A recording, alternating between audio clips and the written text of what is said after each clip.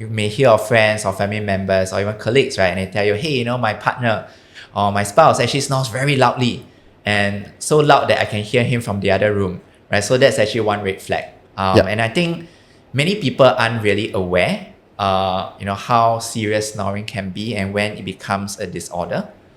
So that's one. Another one is in terms of their stress reactivity. So we know that stress affects our sleep. So for people who are more reactive to stress, meaning when stresses comes More kamchong along, lah, basically. yeah, they tend to be affected a lot more, right? Okay. And that makes them more hyper aroused, right? And that is not very conducive for sleep at night.